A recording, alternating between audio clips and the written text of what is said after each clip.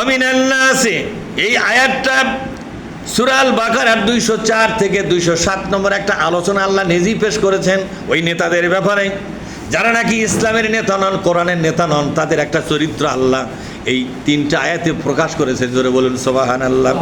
ওয়া মিনান নাসি মান ইউজিবুকা কাউলুহু ফিল হায়াতিদ দুনিয়া, দুনিয়াতে কিছু নেতা আছে যারা মানুষের সামনে বক্তৃতা দিয়ে মানুষকে পাগল করে ফেলায়। এরকম নেতা আছে না নাই? জোরে এমন বক্তৃতা দিবে, মজাদার মজাদার কথা বলে বলে জনগণকে তাদের রাজনীতির সমর্থক আর কর্মী বানায় ফেলে কেনা। জোরে কোন এত সুন্দর সুন্দর যুক্তি দিয়ে কথা বলে, এরকম নেতা আছে না নাই? জনসভা পারে তাদের বক্তৃতার চোটে এমনি কিছু লোক বলি, যার সর্বনাশ, কি নেতা রে, কথা ঠিক না? এ থাকলে এরই পাশে থাকবো বলে না? আল্লাহ বলছেন তোমরা অবাক হয়ে যাবে তাদের বক্তৃতা শুনে। বক্তৃতার ফলগু ধারা ছড়ায়া দেয়, তারা মারাত্মক মার্কা লোক, কিন্তু ওয়াই ইশহিদুল্লাহ আলা মা ফি কালবিহি, কিন্তু তাদের অন্তরের মধ্যে যে নিয়তটা আছে সেই নিয়তের সাক্ষী বানালো কাকে? নিয়ত হলো চলে বলে কলে কৌশলে, যদি আমরা নেতা একবার হতে পারি, এমপি মন্ত্রী হতে পারি, তাহলে যে কয়টা লোন আছে লোনগুলো শোধ করে ফেলাবো। কথা ঠিক না?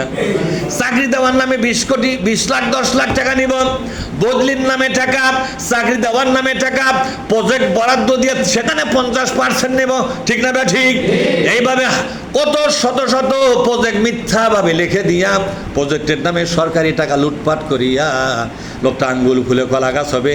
এটা কলিজা ভরা নিয়ত আছে, এটা প্রকাশ করে না।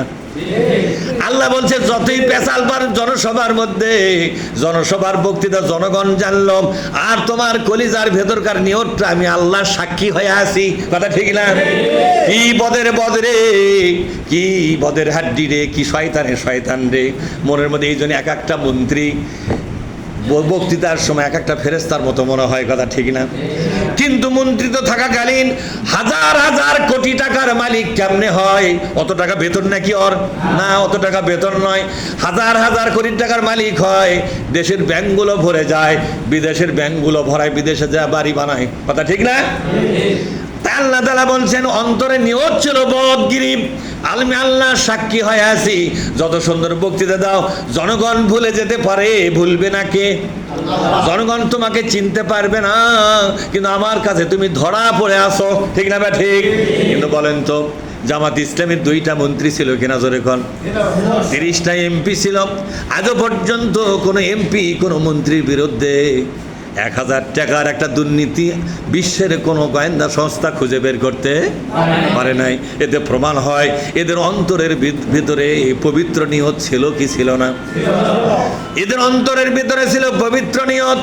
এই জন্য ইসলামী আন্দোলন যারা করে, কোরআনী আন্দোলন যারা করে, কোরআনটাকে তাদের জীবনে প্রতিষ্ঠিত হয়ে যায়, কোরআনের চরিত্র তাদের কলিজা ভরে যায়, কোরআনের চিন্তা ভাবনা দিয়ে তাদের মনটা ভরে থাকে।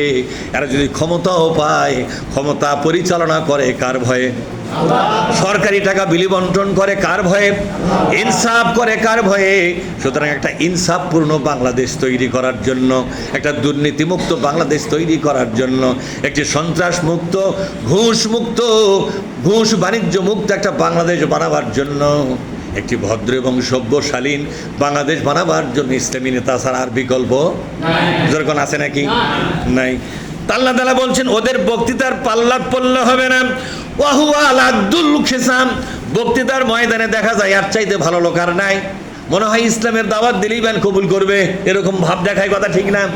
দেখুন অনেক মেম্বার আছে, চেয়ারম্যান আছে, এমপি আছে, মানুষের মধ্যে যখন আসে ফেরেশতার মতো হয়ে ভিজা বিড়ালের মতো চলাফেরা করে কিনা জোরে কোন?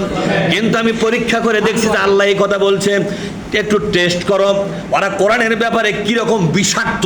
জোরে কোন? কি কোরআনের ব্যাপারে, ইসলামী আদর্শের ব্যাপারে, ইসলামী অর্থনীতির ব্যাপারে, ইসলামী শাসন ব্যবস্থার ব্যাপারে কি পরিমাণ বিষাক্ত একটু টেস্ট করে দেখো। আমি টেস্ট করেছি, এই আয়াত অনুযায়ী টেস্ট করবে, যা দেখি কথা একেবারে আল্লাহর কথা ঠিক। যেই না এক নেতাকে বলছি, ভাইজান আপনি তো এই সলিমুদ্দিন পার্টি করেন, সলিমুদ্দিন পার্টি ক্ষমতায় যায় দেশের ভাগ্য পরিবর্তন হবে না। আর একজন বললাম আপনি তো জরিনার পার্টি করেন, সকিনার পার্টি আপনারা করেন, আপনি দুদু মিয়ার পার্টি করেন কেন চলে কন? এই পার্টিগুলো বারবার ক্ষমতায় যাচ্ছে কিন্তু দেশের ভাগ্য পরিবর্তন হচ্ছে না। একটা বার কোরআনের বিধান কায়েম করলে তো দেশের ভাগ্য বদল হবে। তখন এমনভাবে হুড়োহুড়ি লাগলো, মনে হয় আমি ওর সতীন হয়ে গেছি। সতীনে হুড়োহুড়ি লাগে না? আমাকে সতীন মনে করে আমাকে তুলে বসালো। কোন মৌলবি ভালো আছে, কে ভালো আছে, কোন ইমাম ভালো আছে, কোন জামাত ইসলামের লোক ভালো আছে, মানে এইভাবে আমাদের খেতা ধোয়া শুরু করলো। তখন আল্লাহ বলেছেন, আল্লাহ নিজেই বলেছেন এরা হলো মহাসত্যের প্রচণ্ড দুশ্মন, বিষাক্ত লোক এরা। ওয়াহুয়া আলাদ্দুল খেসাম, বলেন ওয়াহুয়া আলাদ্দুল খেসাম, এরা মহাসত্যের ব্যাপারে প্রচণ্ড ঝগড়াঝাটি করা লোক। সুতরাং এদেরকে নেতা যারা মানবে তারা আবু জেহেলের সাথে তাদের হাসর হবে কেন জোরে কোন?